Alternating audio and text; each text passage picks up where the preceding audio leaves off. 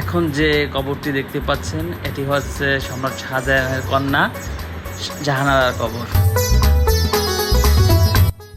হ্যাঁ দর্শক শ্রোতা, গত পর্বে আপনাদের দেখিয়েছি বিখ্যাত অলি হযরত আমির খসরু রহমতুল্লাহ আলাইহির মাজার। আজকে আপনাদেরকে দেখাবো হযরত নিজামুদ্দিন আউলিয়া রহমতুল্লাহ আলাইহি, যিনি সুফি সাধক ছিলেন ও মহাদেশের বিখ্যাত একজন সুফি সাধক।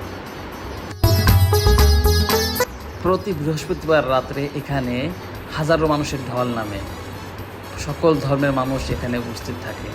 এখন দেখতে পাচ্ছেন সকলে মিলে মিলাদ ক্যাম্প করছে এখানে।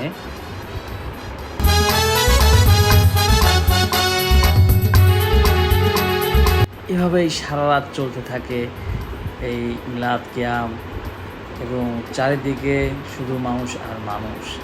এখানে যার যার ইচ্ছা মতো বসে তসবিহ, কেউ কোরআন পাঠ করছেন, কেউ তসবিহ পাঠ করছেন, এবং এখানে খাবারের ব্যবস্থা থাকে। এবার আপনাদেরকে দেখাতে নিয়ে যাব এই মাজারের পিছন সাইড, এখানে কি হচ্ছে সেটা দেখানোর চেষ্টা করব। তো চলুন দেখি।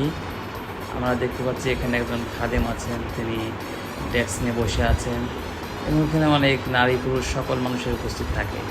দেখুন বিড়াল, এখানে বিড়াল তারা স্বাধীনভাবে চলাফেরা করে, মানুষ যে খাবার দেয় সেই খাবারগুলো খেয়ে থাকে। এবং এখানে সুতা, লাল নীল সুতা ওই আপনার মাজারে রাখা থাকে। যারা দান সৎকার করে তারা এগুলা হাতে বেঁধে রাখে। আমরা যে ভবনটি দেখা যাচ্ছে এটি হচ্ছে এখানের মসজিদ। এখানে নারী পুরুষ উভয়েরই নামাজ পড়ার ব্যবস্থা আছে। এখানে ওযু করে যাদের ইচ্ছা মতো নামাজ পড়তে পারবেন। এখানে বৃহস্পতিবার আসলে একটা আনন্দ উৎসব হয়ে থাকে।